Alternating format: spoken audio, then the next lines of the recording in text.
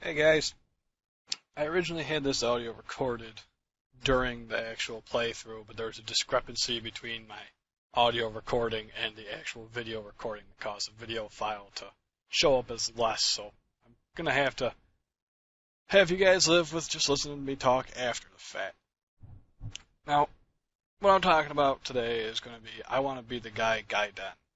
And this is a game that I'm sure a lot of you might have heard of already if you've been watching YouTube a lot or any of that, because it's a notoriously frustratingly hard game. And this is a little bit deceiving, as most of the people you see on these games just die over and over and over and over. They never get off the first stage, and they say it's the hardest game in the universe, and it's not the hardest game in the universe. But let's get into the difficulty in a little bit. First off, let's start with a general plot. Ideally, you play as a lad who wants to go figure out what happened to the guy from the first game. And that's pretty much the plot. So you go on an epic quest through a game that's, I almost want to say, a little bit less difficult than the original. But considering I never made it all the way through the original, I can't be sure. Although it also has parts that are definitely more annoying due to some of the new mechanics, which now is as good a time as any to talk about this. The controls are incredibly tight and responsive. I mean, you hit a key, it does exactly what that key is supposed to do. So it's never a matter of the game itself not listening to what you want it to do, and therefore you dying. It's not that sort of difficulty. I mean, if you push jump, it's going to jump. If you push shoot, it's going to shoot. It's spot on as far as controls go, which is a good thing because this game is relentless. And if you mess up just a little bit, most of the time it means you die. Now, there's unlimited lives in it, so you don't have to worry about having to put in passwords and all that. There's save points spread out pretty generously, considering the difficulty of some parts. So you never end up really feeling like you can never progress. The graphic quality of it is somewhat dated in the sense that most of it is 8 and 16 bits ripped right out of various other games like Mega Man, and you get some Donkey Kong sprites in there, you got some Mario sprites in there, you have bad guys from what I think might be Bionic Commando. There's a lot of reused sprites in here. Whereas the lad himself looks very much like a hand-drawn character put into the middle of this game. And if you can live with classic style graphics, then you can play this just fine without any issues towards that. If you're one of the modern generation who has to have the most advanced graphics known to the universe, then you're going to want to stay away from this one anyways. However, since it's free, you really shouldn't be surprised too much by the level of graphics because it's easier for a small, like 1 to 2 man group or whatever to work on it. Now, the controls are tight, the graphics are pretty good. Some of the hitboxes for objects in the game are a little off. Namely for the grappling hook. That's the new addition to this one over the last one. And the grappling hook is great because you can fling it out either straight or up or diagonally, and grasp onto things, and it lets you swing around or pull yourself up. And it does have a little bit of playthrough with it because, for instance, the first time I played through it, I didn't realize that if I supercharged one of my bullets and shot it while stationary on the grappling hook, I would then begin to swing, which came into a good amount of play for me later on in the game. So it's very much a trial and error. And this is the main part of where the difficulty comes in. The game is kind of limited in how hard it is. I mean, granted, there's only the hardest difficulty. One hit on anything will kill you. But it's not so much that the game is considerably hard as much as it requires a good memorization.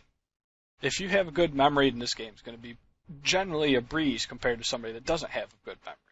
because most of the traps will only fool you once, and then you will go, oh, hey, this is what happens here, this is what I have to do, at which point you can avoid it and there's no more issue. That trap is no longer hard. That part is now relatively easy. Now this is a little iffy because, I mean, even watching this video, you'll see me die in the same spot numerous times. And I mean, I've beaten the game before, so I know where all this stuff is.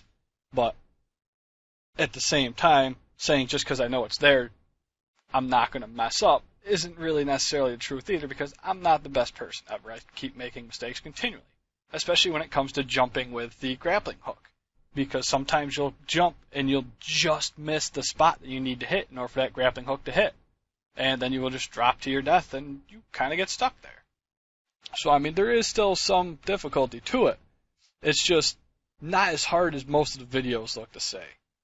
Now, that being said, it is definitely one of those kind of games where unless you are a glutton for punishment or you are incredibly patient, this is definitely a game that you should probably watch someone play over play yourself, because it will get frustrating with how often you will die discovering that, oh, that was a booby trap. If I land on this platform, the entire thing sinks into the death pit. And it takes some getting used to. I mean, if you have a lot of patience, this isn't too much of a big deal, because you can just make your way through it and learn what you gotta do and keep going. But if you don't have the patience for that kind of thing, you'll probably never make it very far into the first stage. And it only gets harder after the first stage. That being said, the stages themselves are your biggest opponents, because you're going to mess up and you're going to find things like, oh, hey, is that a star? Nope, it's a death trap. Okay, I just got killed by a star. I know not to do that. Whereas with the bosses, it almost takes more experimentation than it is actual difficulty. At the end of this video, you'll actually see me going after Donkey Kong. And it's interesting to note the different patterns of what you do, because you'll be running along and then all of a sudden the floor falls out and you die from spikes. And you go, oh, okay, well, there's spikes here, so now I know I got to go slower through here so I can dodge all the spikes. You get by that, and then maybe you get killed by a barrel because you try to jump over a spike and another spike appears. So it's a learning process.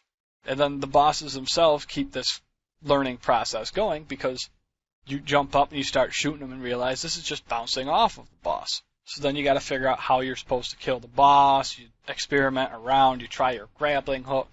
And you figure this stuff out through trial and error. Now, some people, again, won't have the patience for this, and they're going to want to end up having to look up the guides or asking somebody who already beat it how to beat a boss, because some of these guys can be kind of hard to figure out what you're supposed to do exactly. When you run into Sagat in the second stage, especially, you'll think you figure it out, and then you'll end up dying because that's not how to do it, and then you might sit there for a good while and not be able to figure it out.